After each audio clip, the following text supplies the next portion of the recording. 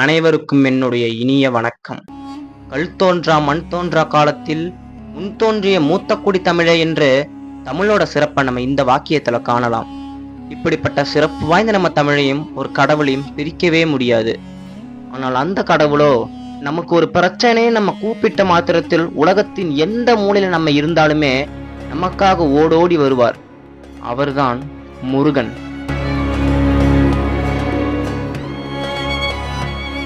இப்படிப்பட்ட முருகன் உண்மையில் ஒரு வாழ்ந்த மனிதன் என்றும் அவர்தான் நம்முடைய தமிழை வார்த்தவர் என்றும் அனைவராலும் சொல்லப்படுகிறது. ஏன் சித்தர்கள் எல்லாரும் முருகனை தேடி போகிறார்கள்? முருகப்பெருமானுக்கு ஏன் தென்னிந்தியாவில் மட்டும் கோயில்கள் இத்தனை உள்ளது என்றும் வட இந்தியாவில் இவர் அத்தனை விதமாக போற்றப்படாதது ஏன் என்றும் நாம இந்த காணொலியில காணப்போகிறோம். அது மட்டும் இல்லாம முருகனின் 6 படை வீடுகள்ல 3ஆம் படை வீடான பழனியில் உள்ள நவபாஷான சிலையை பற்றியும் அது போகர் சித்த பெருமானால் எப்போது உருவாக்கப்பட்டது என்றும் மிகவும் ஒரு தெளிவான கண்டென்ட் தான் நம்ம இந்த வீடியோல பார்க்க போறோம். அது பார்க்கறதுக்கு முன்னாடி இந்த சேனலை சப்ஸ்கிரைப் பண்ணாம பார்க்குறவங்க ஒரு சப்ஸ்கிரைப் பண்ணிக்கோங்க. அப்பதான் நான் போடுற இந்த மாதிரி கண்டென்ட்ஸ் உங்களை வந்து சேரும். அதுக்கப்புறமா ஸ்கிப் பண்ணாம பாருங்க. அப்பதான் இந்த வீடியோவை பத்தின ஒரு டீட்டெயில்ஸ் எல்லாமே உங்களுக்கு மிக தெளிவாகவே புரியும். இப்போ வாங்க வீடியோக்குள்ள போகலாம்.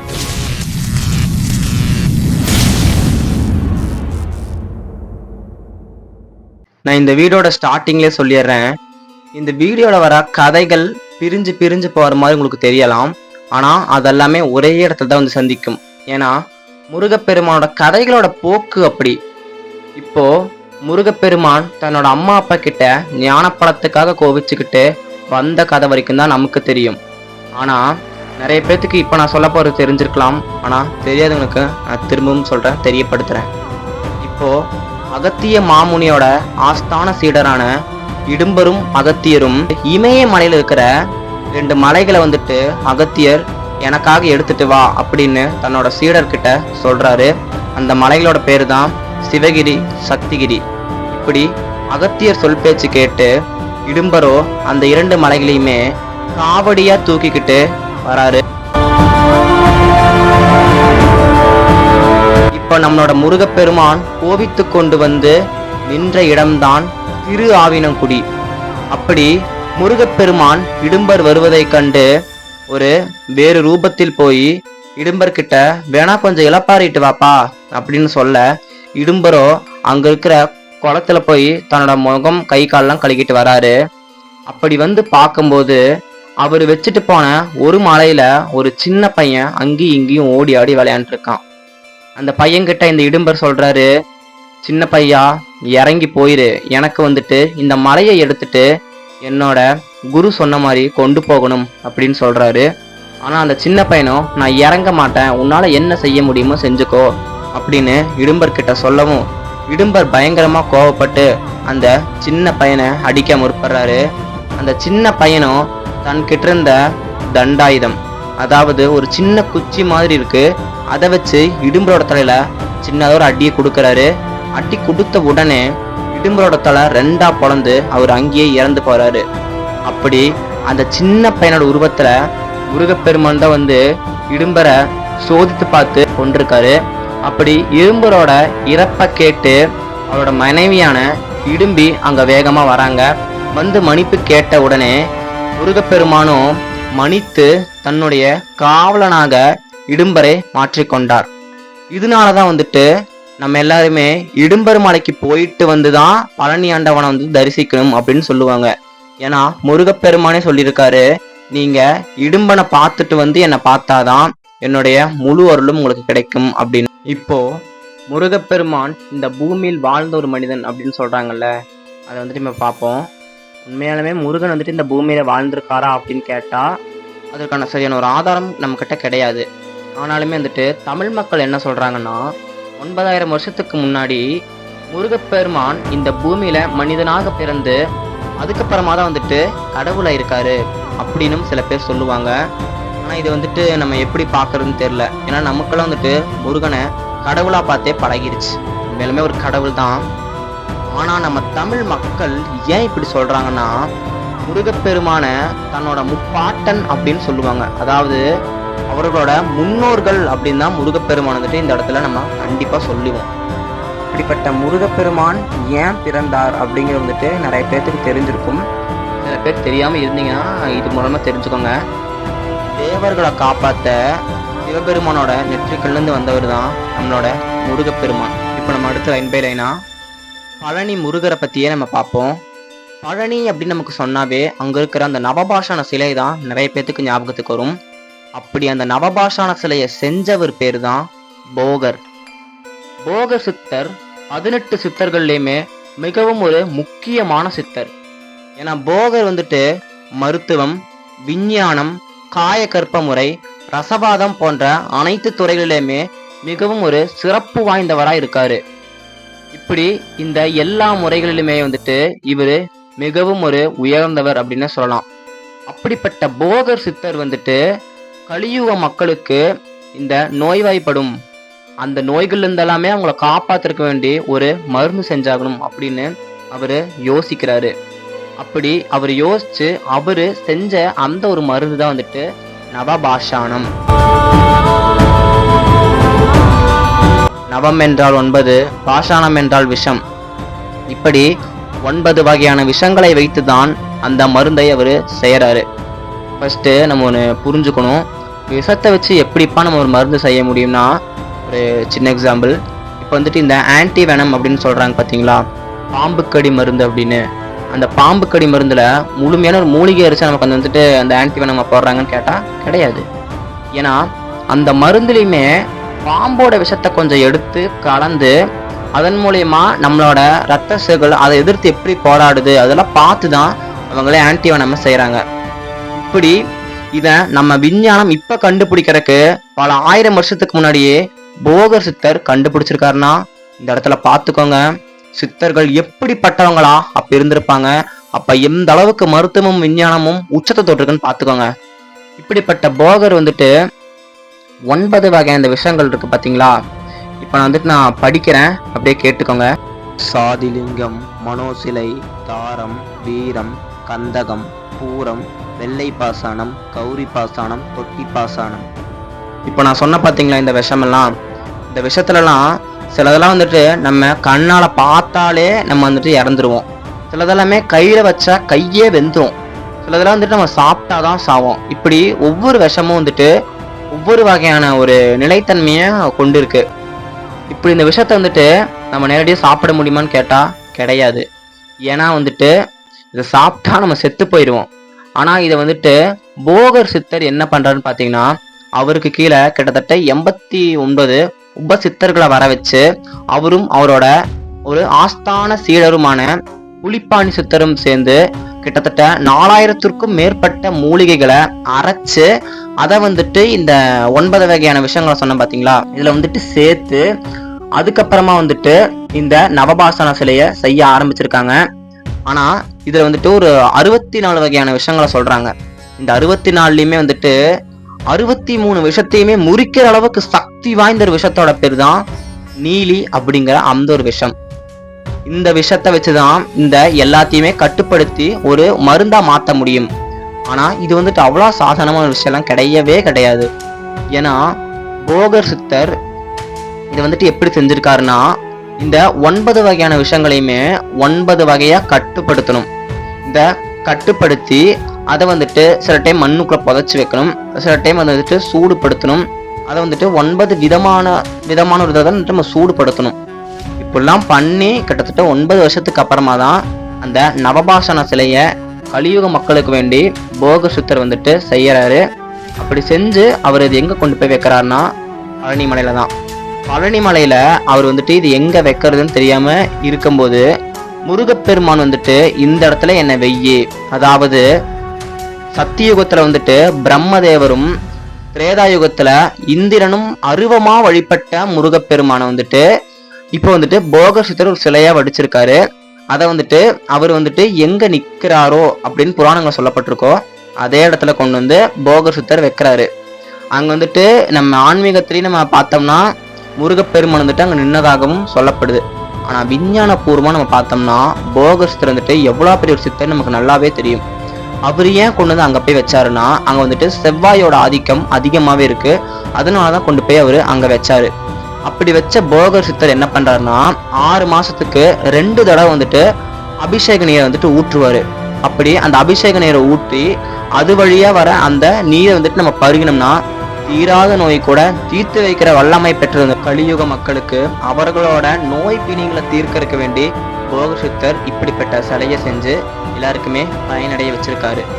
அப்படி போகர் சித்தர் ஜீவ சமாதி அடைஞ்சதுக்கு பிற்பாடு அந்த பழனி மலையில இருக்கிற தண்டாயுதபாணியை பார்த்துக்கிறதுக்கு புலிப்பாணி சித்தரோட கருவழி வாரிசுகள் தான் வந்துட்டு இப்ப வரைக்குமே அங்க எல்லா நிகழ்வுகளும் வந்துட்டு நடத்துறாங்க. முருகப்பெருமான ஏன் சித்தர்கள் எல்லாமே பார்க்க போறாங்க அப்படின்னு அந்த டாபிக் இருக்கு, அதை நம்ம பார்த்துருவோம். ஏன் அப்படின்னா, முருகப்பெருமானே ஒரு பெரிய சித்தன், அதாவது சித்தனுக்கெல்லாம் சித்தன் பெருஞ்சித்தன் தான் நம்மளுடைய முருகப்பெருமான். ஏன்னா முருகப்பெருமானோட இன்னொரு பேர் தான் சரவணன். இந்த சரவணன் அப்படின்ற அந்த பேருக்கான அர்த்தம் என்னன்னா, சரம் என்றால் மூச்சு என்று அர்த்தம், வனன் என்றால் அதனை வசப்படுத்தியவன், சரத்தை கட்டுப்படுத்தியவன், அதாவது வசப்படுத்தியவன் தான் முருகப்பெருமான். சரத்தை தன்னுடைய வசப்படுத்தியவன் காலத்தை வசமாக்குவான், காலத்தை வசப்படுத்தியவன் அந்த காலனை வசப்படுத்துவான், அந்த காலனையே வசப்படுத்தியவன் இறைவனை காணலாம். இப்படி செஞ்சவங்க தான் வந்துட்டு சித்தர்கள். அதாவது இந்த ஆயக்கலைகள் அப்படிலாம் சொல்லுவாங்கல்ல, இதெல்லாமே வந்துட்டு தேர்ச்சி பெற்றவர்கள் தான் சித்தர். இதுல முதன்மையான ஆஸ்தான சித்தன் தான் வந்துட்டு முருகப்பெருமான்.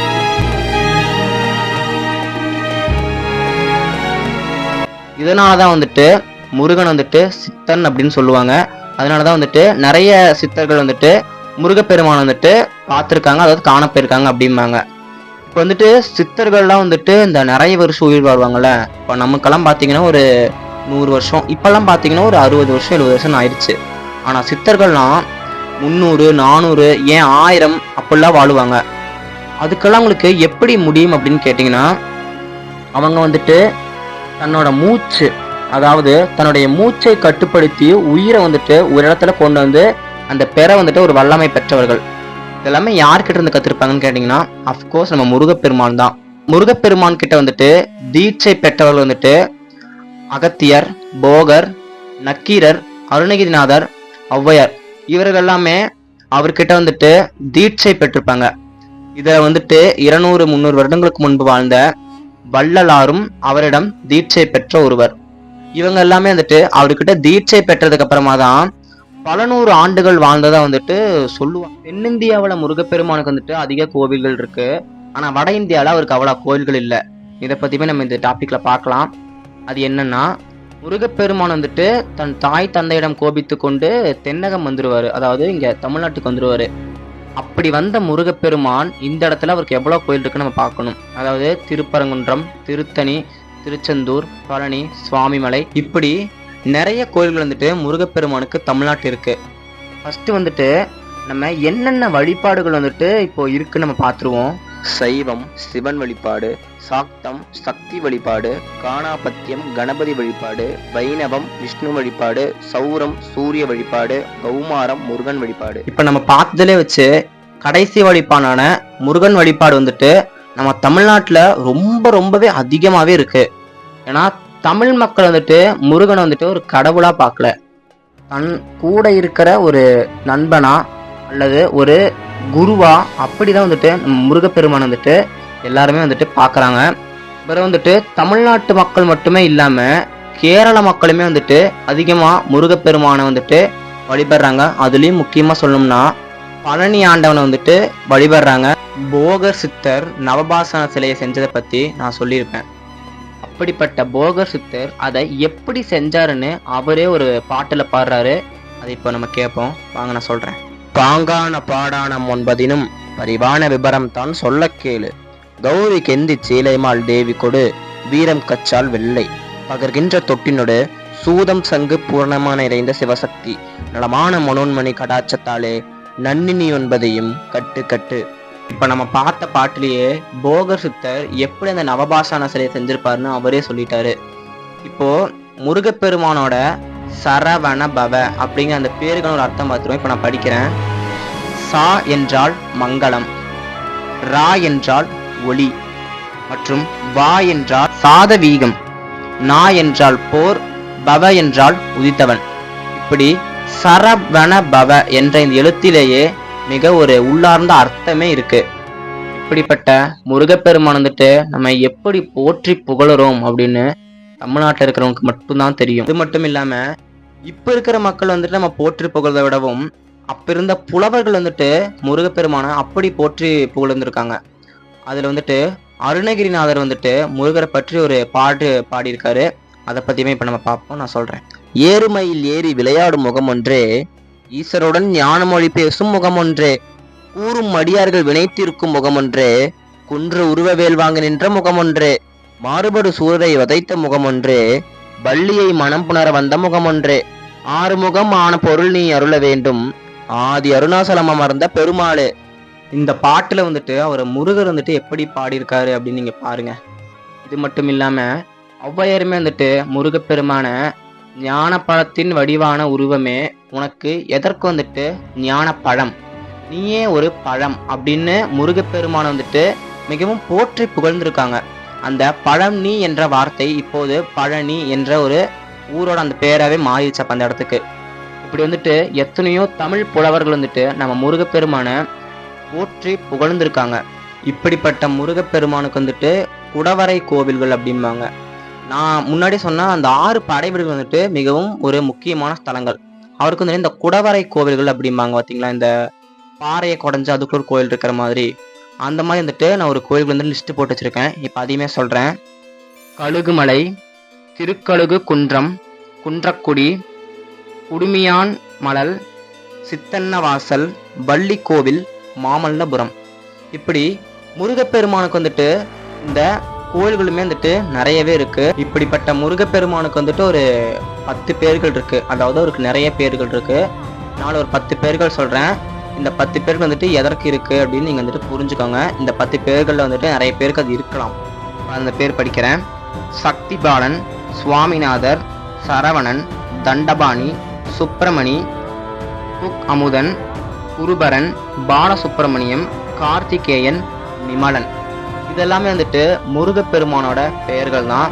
இப்படி வந்துட்டு முருகப்பெருமானுக்கு கிட்டத்தட்ட 125 பெயர்கள் இருக்கு.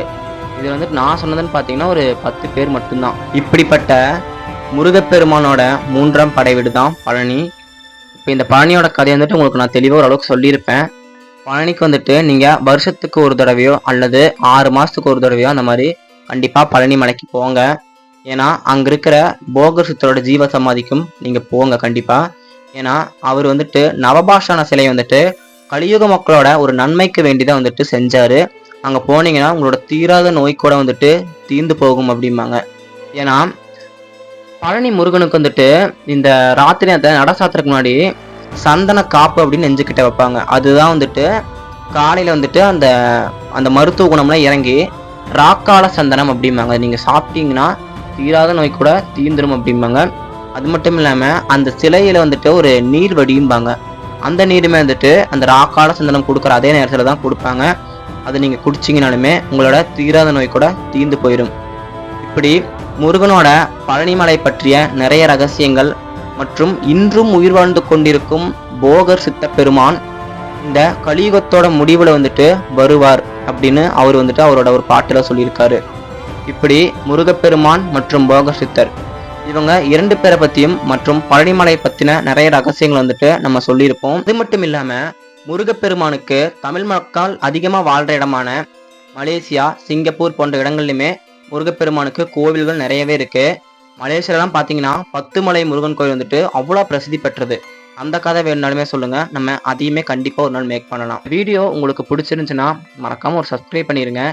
அதுக்கப்புறமா வந்துட்டு இந்த வீடியோ வந்துட்டு எப்படி இருந்துச்சு அதை பற்றியும் கமெண்ட் பாக்ஸில் கமெண்ட் பண்ணுங்க. அடுத்தடுத்து உங்களுக்கு வீடியோ வேணுமா அப்படிங்கிறமே நீங்கள் கமெண்ட் பாக்ஸில் கமெண்ட் பண்ணுங்க.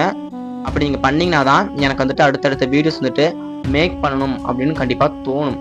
இதில் வந்துட்டு நான் ஏதாச்சும் ஒன்று மிஸ் பண்ணியிருந்தேன் இல்லை ஏதாச்சும் ஒன்று விட்டுருந்தேன் அப்படின்னா அதை வந்துட்டு நான் அடுத்த வீடியோ வந்துட்டு சொல்கிறேன். அப்படி இல்லை முருகப்பெருமானை பற்றி முழுசாக சொல்லுங்க அப்படின்னு நீங்கள் சொன்னீங்கன்னா நீங்கள் வந்துட்டு ஓம் முருகா அப்படின்னு கமெண்ட் பாக்ஸில் கமெண்ட் பண்ணுங்கள். நான் கந்த புராணத்தை முழுசாக படிச்சுட்டு வந்துட்டு அதை வந்துட்டு உங்ககிட்ட நான் சொல்கிறேன். கண்டிப்பாக அடுத்த வீடியோவில் பார்க்கலாம். நன்றி, வணக்கம்.